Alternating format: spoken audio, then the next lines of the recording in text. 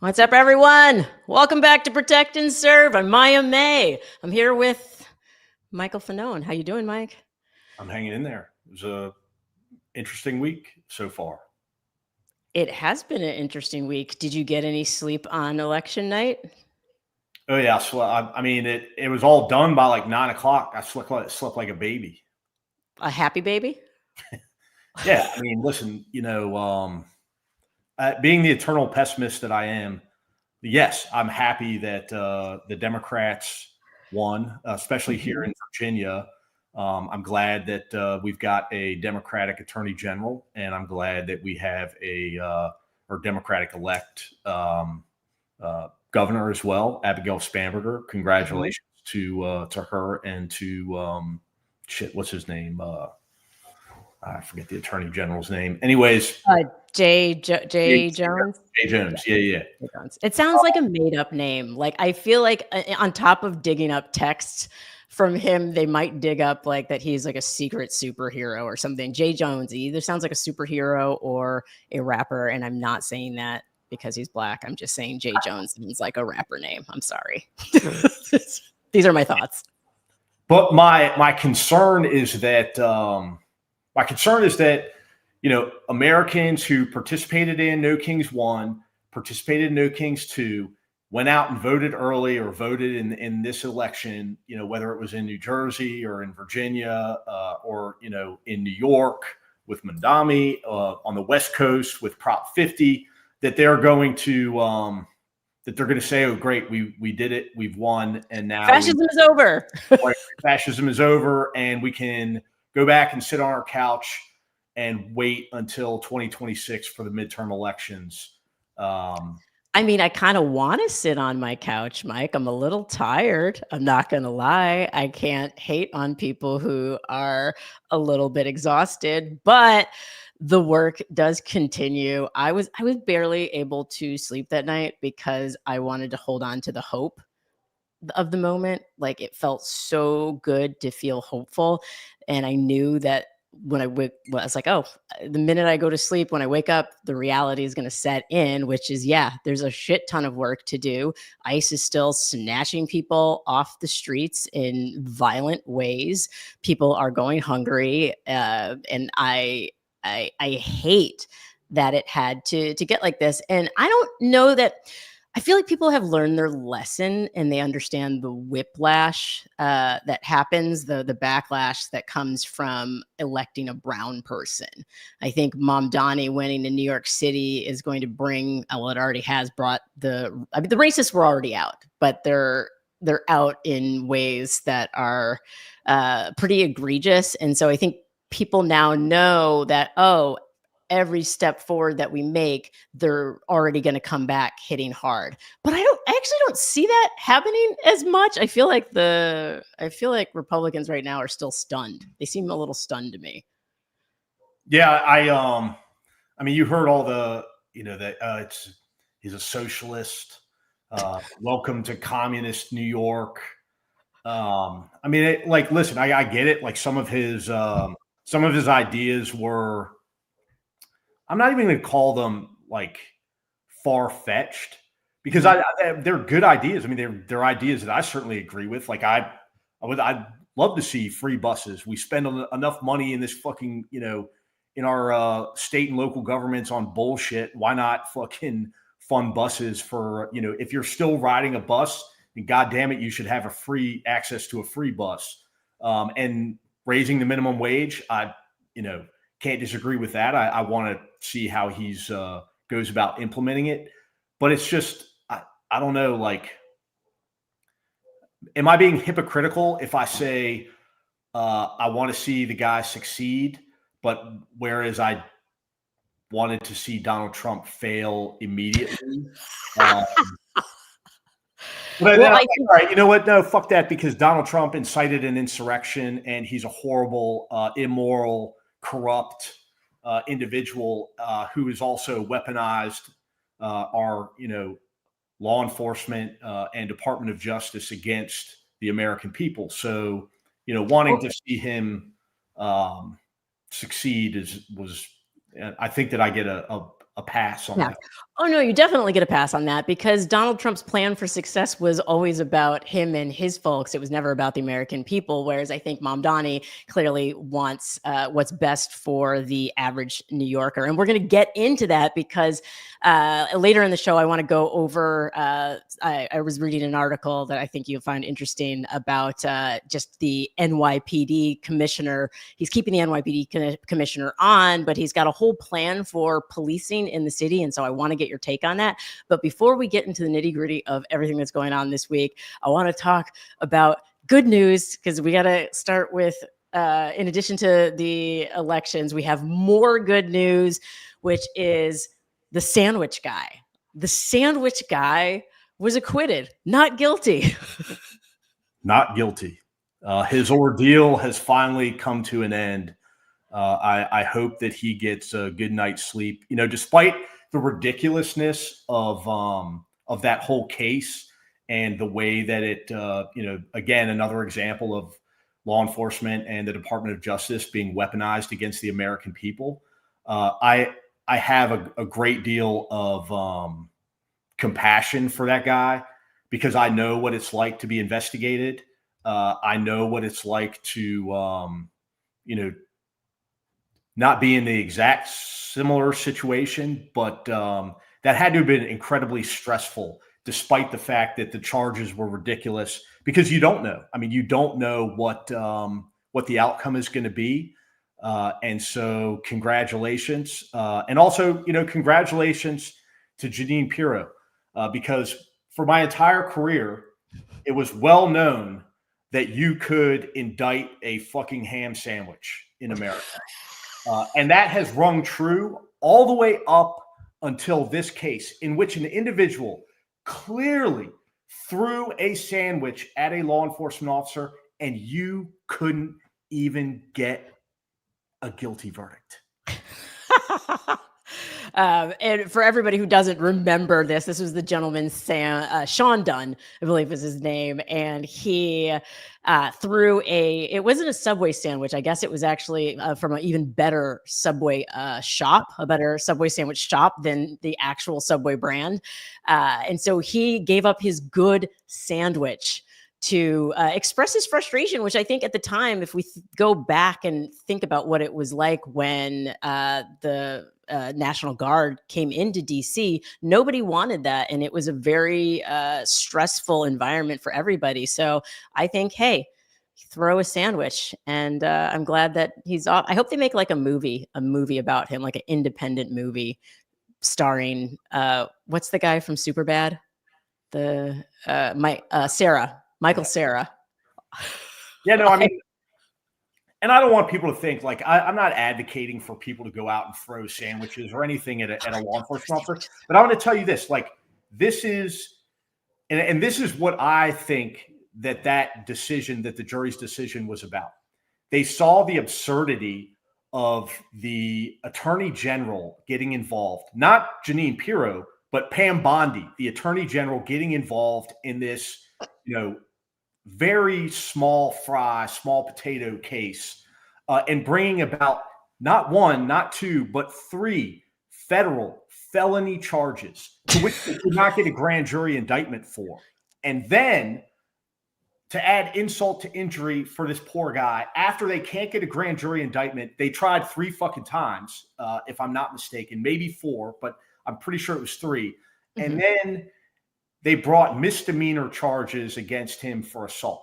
And from what I understand, you know, the agent involved in this put on this performative display for the grand jury in which he described how distraught he was about having experienced this, how traumatized he was, and even somehow mustered up some tears. And listen,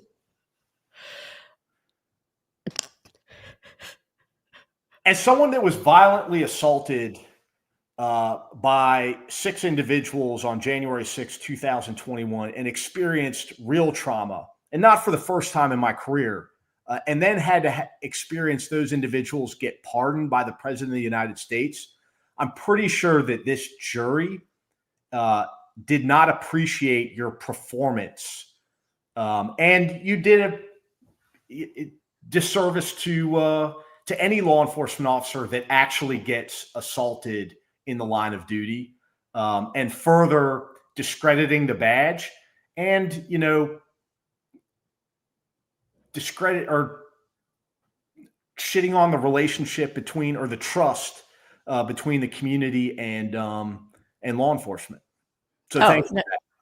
Yeah, I was gonna say. I mean, it's like a food fight. It's people. Everybody has been hit with some food, I think, at some point in their life, and has come out unscathed. But this just goes to show that they're always playing the victim. Like the Trump administration is always playing the victim, and there are real victims out there. More good leadership. The Pope called out. Actually called out ICE, called out DHS. How did you receive the foreigner? Did you receive him, welcome him or not, is the question. Like, how bad do things have to get for the Pope to come out again? Because this isn't the first time he's called out this administration. For the Pope to come out again and cite the most basic part of scripture. Like, this isn't even like a deep cut. Like, this is the basic stuff. Received the foreign. Even I know this stuff. I went to Catholic school for 3 years. I don't remember anything, but I remember this. Mm-hmm. Yeah, no, I mean, on the one hand, I applaud, his willingness to call it as he sees it, so to speak. But on the other hand, it's a pretty low bar. I mean, what we're experiencing and what we're witnessing, at the hands of this administration and its, unaccountable police force known as ICE and Customs and Border Patrol is so egregious that it's very easy to look at that and say that is wrong, that is immoral, that is unethical, it's unconstitutional, and even more importantly, it violates the principles of being a good human being. Yeah. Are you saying the Pope needs to do better? The Pope needs to do more? Did you just call out the Pope? I did. But there's a new video angle of the priest being hit with pepper balls, and Bovino's commentary on it makes the situation even worse. We have the clip. I think it only came out today, so let's run that really quickly. So no, all uses of force have been more than exemplary. I see. So they have been actually, what would be the word? More than exemplary. Is the use of force that is shown in the video and in these photographs in terms of the striking of the pepper balls, is that exemplary? I won't make a decision on a hypothetical situation, a situation that either I'm not involved in nor do I have any direct knowledge of. I don't know. How about better than exemplary? Is that a better than exemplary use of force? I'm unable to comment. So you can see the angle in the shot of, like, literally, so around this priest, there wasn't chaos. There wasn't, there was really no need to shoot him in the way that they did. Your thoughts on Bovino, just kind of. So given the high profile, attention that this particular incident drew, in that, masked federal agents fired pepper balls at an unarmed clergy member who was simply peacefully standing in a protest, which, like you said, obviously there is absolutely no threat posed to those agents whatsoever. Well, number one, Bovino, I believe, is absolutely lying, and if he gave that testimony under oath, then he's perjured himself and is a criminal, because there is no way that, as the commander of that operation in Chicago, that you were not made aware immediately after that, went viral and hit the news. Just absolutely. And if that is the case, then you are grossly incompetent and should be removed from your position immediately. The second piece of commentary I have to say is that what that agent did that was not a use of force. That was an assault. That agent committed a crime. And that agent should be prosecuted for committing that crime. There was absolutely no justification whatsoever for using a less than lethal, pepper ball gun on somebody that poses no threat, and to which there's absolutely no threat unless your dumbass falls off the top of the building from which you are standing, that you would even come into physical contact with that individual. And so the whole thing is outrageous. And I hope that, these state and local jurisdictions start investigating these incidents and start bringing criminal charges against these agents. Because unfortunately, I think that's the only way in which those agents are going to be stopped. And, a lot of people have told me, they'll get pardoned. Well, you can't get pardoned federally by the president for state and local charges. And so I hope we start seeing, we've seen a lot of AI-driven memes, pop up recently of ICE agents being carted off in handcuffs. I hope we start seeing actual ICE agents really being arrested for these egregious assaults on Americans. Well, and I think you bring up a good point about just the fact that the lawlessness, that they're the ones committing crimes. So they're both ignoring the law, but also committing crimes. And one would think, I don't know if you heard the story of the gentleman who he had been convicted, but he served his time. And then it turns out he was exonerated. He actually was not guilty. So this man spent something like 40 years in prison. 40 years, yeah. 40 years. And when he got out, they're trying to deport him. He is detained still to this moment, detained, even though he didn't do it. He served time that he did not. Like, that's insane to me that they're able to break the law in such a way that this man is currently still in custody, not even out of custody, awaiting. And two different judges have stayed his deportation. So, because cruelty was the point. Cruelty is the point. I think that Stephen Miller has made that abundantly clear. Tom Homan has made it abundantly clear. Kristi Noem has made it abundantly clear that they see the cruelty in their implementation of these policies and the way that they're being enforced as a deterrent. They feel as though that if the whole world sees how cruel we can be to these people, that we won't have to worry about people trying to come into this country. Well, it's deterring everything.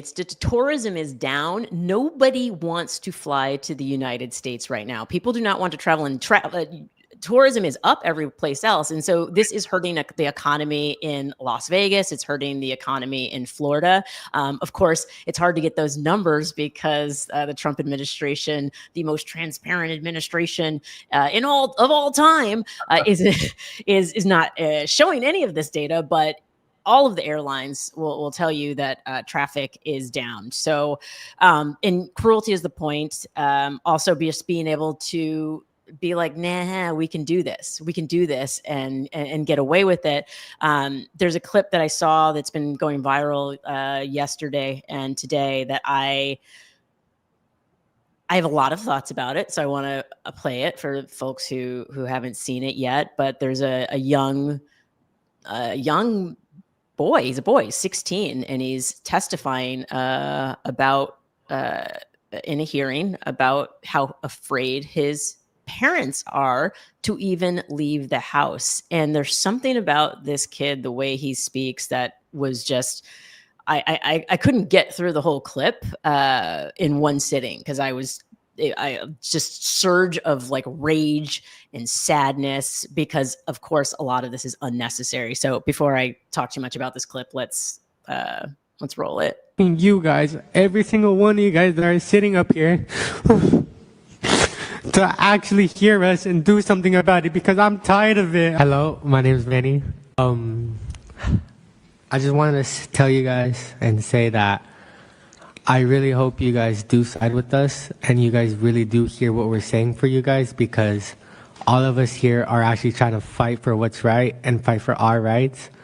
And I just want to tell you guys that I'm scared for my parents to walk out there.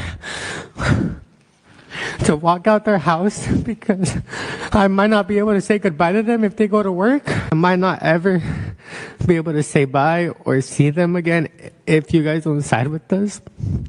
And I'm scared because of it, because they fought so hard to come here and choose a life for their kids. And I really hope you guys do hear what everyone in this room has been saying, and I hope you guys do side with us, because we are fighting for our rights. And we are getting treated like animals because people judge us by the color of our skin and the way that we talk. And we have a president that acts like a child and doesn't side with us because of the way he thinks about us. And we have a police department. Knowing that this kid represents thousands of kids who are experiencing that same level of grief, that same level of fear, and many of them, not that it should matter, are U.S. citizens. These are U.S. citizen children. They were born here and are experiencing this much pain. And this is the kind of shit, when I see it, Mike, I say, shut everything fucking down. Shut it down. General strike, shut the whole fucking country down. Like they want to be this cruel. They want to destroy. I mean, the amount of trauma. They go in and say, oh, we're going to go after the worst of the worst. We're going to go after the criminals. And they're going after families. They're breaking up communities. And to just see the pain in his voice and hear him begging, pleading to not destroy. I mean, these are people's lives. So I'm full of rage. Despite having a good Tuesday, I am full of rage. I don't know. When you see that, had you seen that clip before? I had. I mean, and I'll tell you, people ask me all the time why it is that I continue to stay engaged, why it is that I continue to stay in the fight, despite being disappointed so many times. And one of the reasons I wanted to do this show with you was for this, this very abuse of authority that's being perpetrated by this agency, ICE and Customs and Border Patrol. Obviously, it touches, it's personal to me as someone who was a police officer for 20 years. But I'm in it until this organization, this agency has been completely dismantled and deconstructed, and that individuals who committed crimes while wearing the badge are held criminally accountable. That leadership is held criminally accountable. But I think that, going forward, there cannot be an ICE or a Customs and Border Patrol in their current, as they exist currently, that they need to be completely disbanded. And I think that the vast majority of the individuals involved should never wear a badge anywhere else in this country ever again. I have to say I agree with you on that, because it does feel rotten to the core to participate in this level of cruelty, regardless of what their actual feelings may be. Maybe people are acting against their own morals right now, but the fact that they're willing to participate in this level of cruelty, but also it's just not good for the country. I said this during the 2022 midterms. I said this in 2024. If you don't like diversity, you have no business leading in America or being in any kind of leadership role, because we are a diverse country, period. And nothing's going to change that. And this administration seems to think that, oh, we're actually going to change that by removing every single brown person that's here and importing white people from South Africa, apparently, which is one of the things that they wanted to do, which is insane. I mean, listen, like that was my understanding, that America was a country that celebrated its diversity, regardless of what political party you were involved with. I mean, I always look to, Ronald Reagan, who's somebody who I disagreed with on quite a bit of things. But despite that, this is a person who, in leaving office, gave a speech in which he talked about celebrating America's diversity, and that diversity is what makes us a strong nation. And I do agree with him on that. But I also recognize now that there's a whole hell of a lot of people in this country that want to return to, the good old days of, a white male dominated society, and really do aspire to be a white supremacist, openly white supremacist nation. And that's very real. And we're experiencing it right now in this country. And it's not hidden. It's right out in the open. Well, one of the things that drove me crazy was when Nikki Haley would say, we're not a racist country. And I'd say, okay, the gaslighting needs to stop. And so I think it's Jocko Willink. I listen to the Bro podcasts. I'm not going to lie. Like, I am a David Goggins fan, and I'm not saying I listen to Jocko, but I remember those clips that used to go viral all the time, like probably like 4 or 5 years ago. It was like with the motivational music on it. And I got social media like 4 months ago. So anything before 4 months ago, and that predates me, and my, exposure to any podcast bros or anything else. So I guess that's the perk of being undercover, is like, you may have had to put your life at risk, but you did not have to put your emotional health on the internet. Being on the internet. Because yes, let me tell you, I these videos, but there's one, like, when there's a quote from it, and I think it's like a Navy SEAL thing where it's like, good. So it's like, oh, we don't have the most updated materials that we need. Good. We'll have to do better with the materials that we already have. And it basically teaches you how to be stronger. And so I try to look for the good in every moment. And in this time, the good, unfortunately, is that the racism and cruelty is so brazen and in your face that no one can deny that it exists. And so that is what I'm hoping people will take from this moment, is like, oh, things are bad. Maybe we should stop wasting our resources on trying to divide people and figure out how to use our resources to bring people together, because we're not going anywhere, as much as Donald Trump would like to round us all up and put us in core civic detention center places. Like, I wonder which one I'll be in. Okay, moving right along. I was like, I hope we end up in the same detention facility. The daycare raid, I want to talk about it. I'm like, smooth transition right into something that's fucking insane. This is actually near where I used to live. So when I saw it, I actually messaged a friend. I was like, yo, is that right? Yeah, it's right by Lane Tech High School. So for those who don't know about this, agents were following the woman. I guess she didn't stop. She pulled into where she worked, went into where she worked, and the agents dragged her out of the preschool in front of children. Mike, what's going on here? Are these guys, like, they have 2 weeks of training? Like, what part? Because I'm sure she's not a dangerous criminal, because she's in there working with kids. What the fuck is going on? What is going through an agent's mind that's like, yeah, I'm gonna storm this daycare facility commando style? I have absolutely no idea.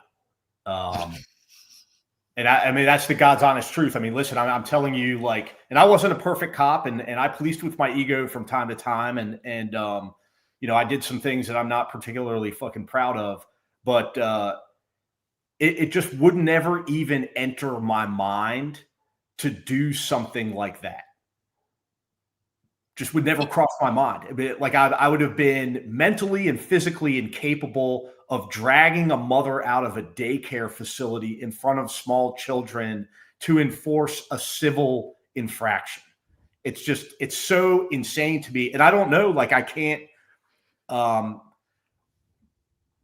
we were talking about earlier why I stay in the fight. because it's important for law enforcement, for sane law enforcement officers to be speaking up and talking about how outrageous this behavior is and how this is not normal. It is not normal. Believe your eyes. This is not normal. This is not how this, should be carried out. It's not legal. It's not lawful. It's unconstitutional. Agents can't just use that level of force to enforce a civil infraction.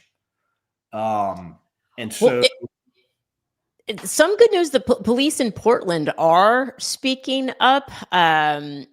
I saw they testified on Wednesday, I believe. I can't keep days. Everything's blending all into one just terrible hellscape. But I believe it was Wednesday of last week that Portland police testified that the National Guard is making things worse, that they're making things more dangerous. And so I don't know if what caused them to speak up or why we're not hearing more about it. But I would think at this point, there would be enough people like, I feel like are you like one of the only former law enforcement officers who are speaking out against, like, I haven't seen too many at all. I mean, there's some guys out there that, Frank Figluzzi, who's a former FBI agent, he's out and he's been saying quite a bit about this. But I'm talking fresh, new, like not people who are like career analysts now. I'm talking like somebody who quit last fucking week. Yeah, but listen, I was in the I was at the Capitol with hundreds of other police officers, and only 4 of us had the stones to testify before Congress about it, despite literally hundreds of invitations being extended to officers that were probably better qualified than me to speak with significantly more authority about that day. I mean, why my chief of police, why commanders and command staff weren't in attendance that day and testifying about the 30,000 foot level of the day. Why you're not seeing chiefs of police do the bare minimum, like in Washington D.C. Why didn't Pamela Smith? I get it, like that it's a federal city and you have less power to control certain things that the federal government wants to do. But the very least that Pamela Smith could have done was come out and tell the American people, hey, listen, the reason why we don't involve ourselves as a local police department in immigration enforcement is because it destroys the trust between us and individuals that we are still charged with protecting and keeping safe, despite their immigration status, despite their documentation. That was a long-standing policy of our department that was ingrained in me from the academy. You don't ask people about their immigration status, and this is why.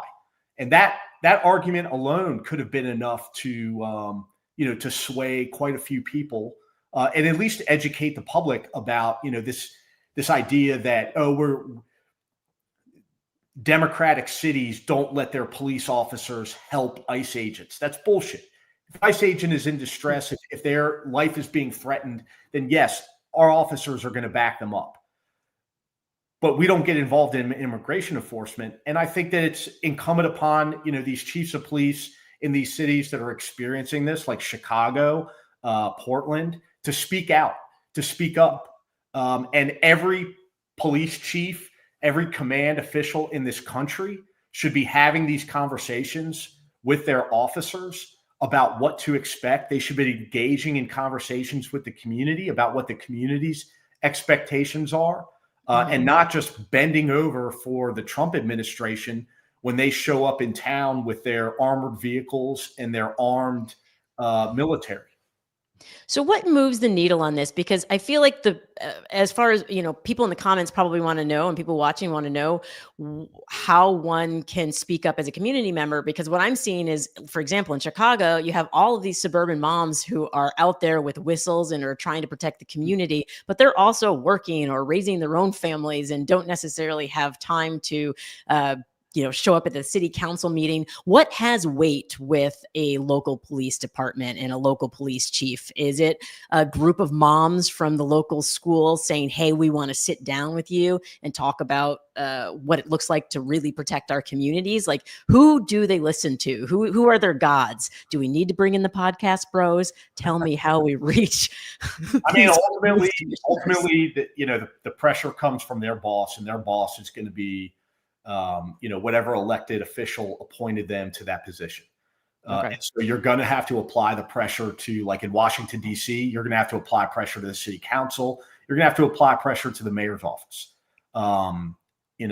That's what they respond to. It's the same thing at the local and state level as it is at the national level.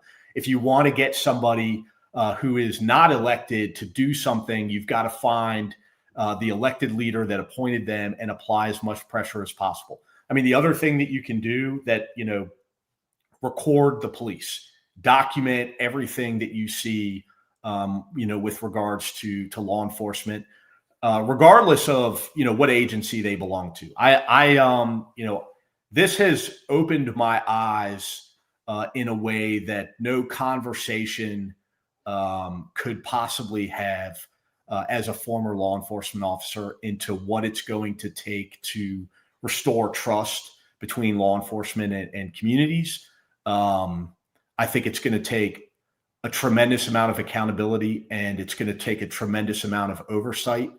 And I'm done, to be honest with you, giving law enforcement agencies in this country the benefit of the doubt, despite having served for the better part of my life as a law enforcement officer. Well, and Mamdani, we foreshadowed it a bit at the top of the show, but Mamdani has a plan for New York, and he's already speaking out about what those plans are. So specifically about ICE, but then also about policing in general. So I want to roll that clip really quick. My message to ICE agents and to everyone across this city is that everyone will be held to the same standard of the law. If you violate the law, you must be held accountable.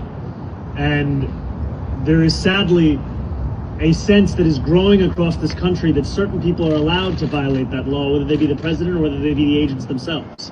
And what New Yorkers are looking for is an era of consistency, an era of clarity, an era of conviction. And that is what we will deliver to them. That's music to my ears, because accountability, having somebody, I can only think if Cuomo had won, not that he was close to. Do you think Mamdani? Go ahead. I think it's easier said than done. I mean, this is, it's not the first time that I've heard from an elected official that, there needs to be accountability within the police department. I think first and foremost, you need to find leadership in a law enforcement agency, his being the NYPD, that's willing to embrace real, honest transparency. You need law enforcement officials, leadership that is willing to acknowledge that there are bad actors within their department, and to tell you honestly that they want to remove those bad actors from the police department. I mean, civilian oversight is great, but it can also become it can go too far. I mean, I saw that in Washington, D.C. with the introduction of the Citizen Complaint Review Board, and at first it was, I would describe it as, they certainly employed some people that were anti-police in their mindset, and I get it, and that's fine. But then it got completely out of control, and there were law enforcement officers that were being punished and penalized for doing things that should have simply garnered corrective action. They were receiving punishments that were essentially, career ending without getting fired. And that, that's not healthy either.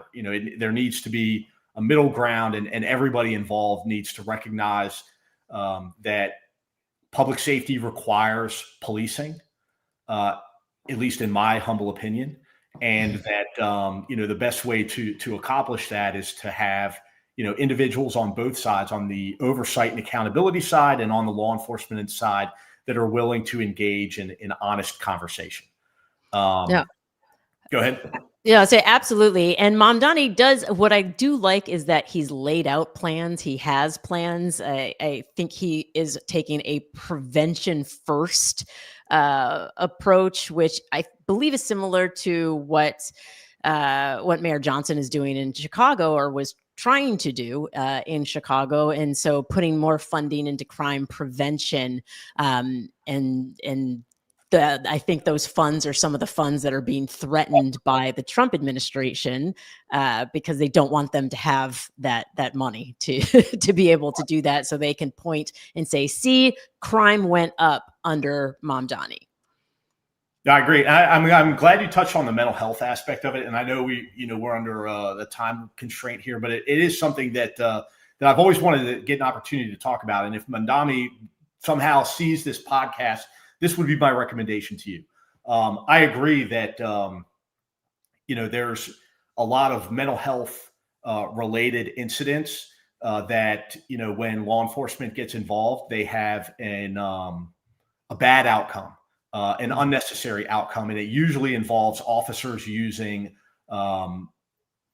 force because they lacked training in dealing with individuals like that. My response would not be to completely civilianize the response to that. My response would be to create a specialized unit within the police department of officers who choose, this particular unit, and that you provide them with a tremendous amount of training, and maybe embed them with civilian response teams, so that when one of these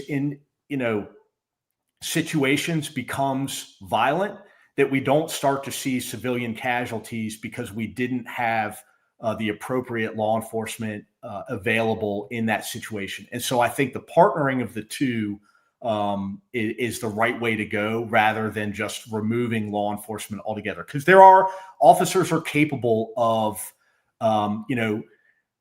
receiving that level of training and responding to those incidents appropriately.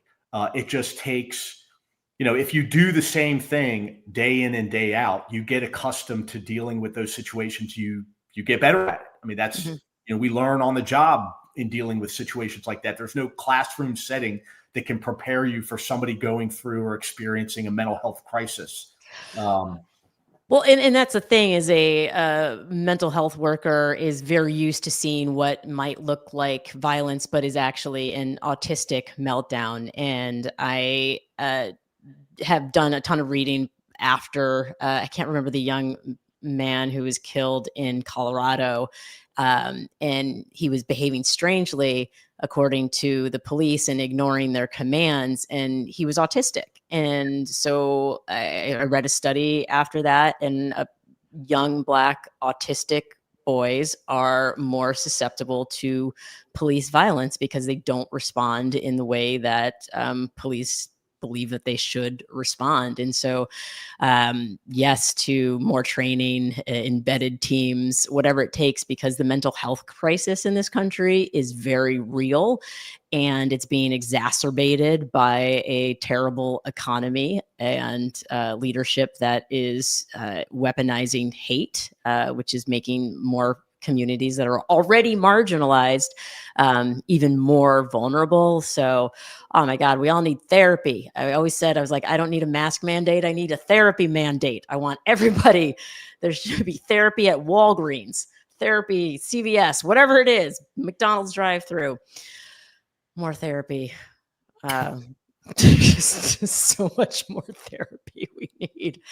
Oh my God, we run out of time. I have 1,000 things that we didn't get to last week that I wanted to get to this week that we're going to have to get to next week, because they're prosecuting so many people who are going up against ICE, and I don't want people to be afraid to continue to protest against ICE. And so we're going to talk about what that looks like going forward, now that it's clear that people are upset. People are upset and are voting in a way that shows that they are upset with the way the immigration enforcement is being carried out. And so yeah, we need to, because maybe it's time to protest more, up the ante. There is, speaking of, protest coming up soon. Yeah. In November. Right. Yeah. Join me and a hell of a whole lot of other people. November 20th through the 22nd in Washington, D.C. It's part of the Removal Coalition and FLAIR. It's a huge organized protest in Washington, D.C. We're centralizing it this time. We want to try to generate no king's numbers, but only in Washington, D.C. To demand the removal of Donald Trump and his administration. Make him go away, please. That's the mental health we need. We don't need therapy if he just goes away. Just kidding. We still need therapy. Everybody needs therapy. It's rough out here. All right, y'all. Take care of yourselves. Hydrate. And we'll see you. We'll see you next Thursday. See you next Thursday. All right. Night. Good night.